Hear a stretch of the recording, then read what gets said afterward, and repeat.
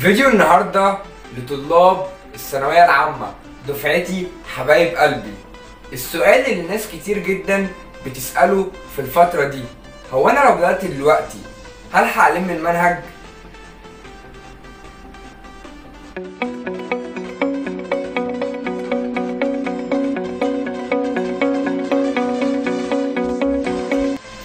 السلام عليكم ورحمه الله وبركاته. ازيكم يا جماعه، عاملين ايه؟ معكم محمد سعد وفيديو جديد.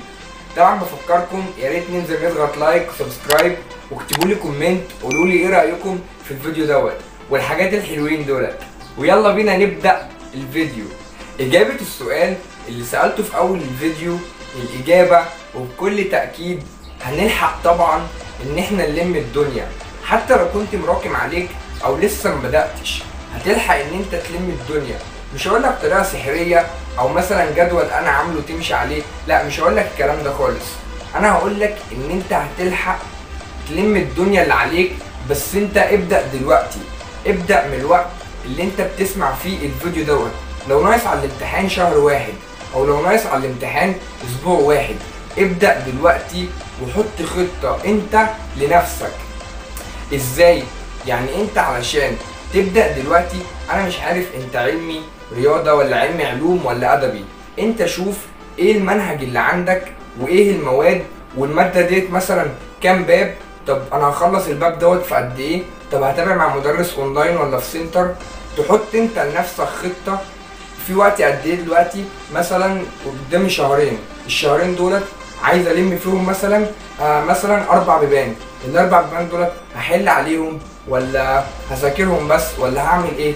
انت حط لنفسك خطه واتعب انت في الخطه ديت ونفذها، وما تحطش خطه خياليه، لا حط لنفسك خطه ان انت تقدر تمشي عليها. ما تخليش حد يحبطك او يقول لك ان انت مثلا لو بدات دلوقتي مش هتجيب مجموع او مش هتنجح مثلا، او اللي بدأ من اول السنه او الكلام ده كله. بص، الكلام السلبي ده كله ارمي ارمي ارمي ولا تحطه في دماغك خالص. وخلي في دماغك دايما ان انت لو بدأت دلوقتي بدل مثلا ما هتجيب 50%، لا هتجيب 54%. هتقول لي 54% هي فرقت يعني ال 4%؟ هقول لك لا، فرقت عن 1/10%. والكلام دوت مش كلام خيالي او بتاع، لا ممكن بجد 1/10 دوت يفرق معاك جدا. كلية مثلا من مكان لمكان تاني. فالمهم دلوقتي ان انت تبدأ دلوقتي حالا في اللحظة اللي انت بتسمع فيها الفيديو ديت، تبدأ دلوقتي تذاكر وتحط لنفسك خطة انك تمشي عليها، وصدقني هتعرف تلم الدنيا. طيب تمام، حلو جدا لحد كده. لازم بقى يكون معاك حاجتين مهمين جدا هيساعدوك وانت بتبدأ مذاكرة، وان شاء الله ان شاء الله بإذن الله مع الخطة اللي انت هتعملها هتعرف تلم الدنيا، وان شاء الله هتجيب مجموع كبير بمجهودك انت، مش بكلامي او مش بأي حاجة، لا بالمجهود اللي انت هتعمله وبالخطة اللي انت هتعملها. الحاجتين المهمين الأساسيين جدا هما لازم يكون عندك هدف. يعني بعد ما تخلص انت مذاكرة وتجيب مجموع، انت عاوز تخش كلية ايه؟ لازم يكون عندك هدف من الموضوع دوت. تاني حاجة لازم يكون عندك دافعية. الحاجتين دولت بيكملوا بعض. لو انت عندك هدف، فكل ما تحس ان انت مثلا مش قادر اذاكر او مش قادر احضر الدرس دوت او مش قادر مثلا اذاكر في الوقت دوت او مش قادر اعمل الحاجة ديت في الوقت دوت، هتفتكر الهدف اللي انت نفسك توصل له وهتلاقي اوريدي جالك دافعية، اللي هو انا نفسي مثلا اوصل لكليه كذا بس انا مش قادر دلوقتي اذاكر، لا بس انا هذاكر جامد قوي دلوقتي عشان اوصل للكليه ديت. هتلاقي الهدف اللي انت هتحطه لنفسك هيخليك عندك دافعيه للمذاكره، وبكده مع الخطه اللي انت هتحطها هتلاقي نفسك ان شاء الله هتلم اكبر قدر من اللي عليك.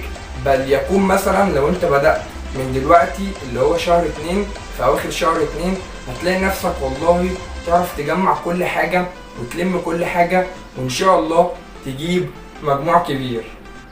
بعد ما تحط الخطة لنفسك وتعرف هتبدأ إزاي وهتنهي إزاي وخلاص هتبدأ دلوقتي، لازم تحط جواك يعني في عقليتك وتكون عارف ان الحاجه دي انت قادر ان انت تعملها، عشان الموضوع ده بجد مهم جدا.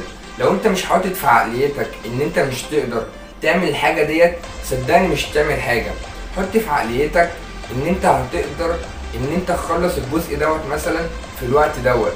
ولازم دايما تعرف ان النتائج حتى لو انت تعبت وتعبان من اول السنه، شوف بقى ولحد اخر يوم الامتحانات وانت تعبان كل دوت وما بتنامش وما بتاكلش افتراضيا يعني، تمام، وتعبان وجبت مجموع وحش، لازم تعرف ان احنا مش بنذاكر مثلا او مش بنعمل اقصى جهدنا، احنا بنعمل اقصى جهدنا مش عشان خاطر النتيجه، لا، عشان ربنا لازم يشوفك ان انت بتتعب، انت بتجيب اخرك حرفيا، اللي هو ايه، الحاجه ديت انا بجيب اخري فيها بس خلصت. ربنا طالما شايفك بتجيب اخرك، صدقني مش هيرجعك مكسور الخاطر او كده، لا خالص، صدقني هيكبر بخاطرك.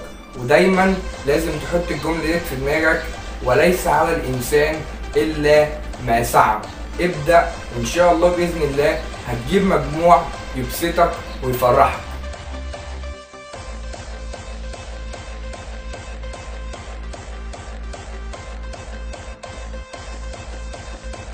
وبس كده، ده اللي كان عندي اقوله لك النهارده، وبكده وصلنا لنهايه الفيديو. اتمنى لو عجبك الفيديو ولو 1% انزل اضغط لايك، سبسكرايب، وقولنا رايكم في كومنت. وبس كده، سلام.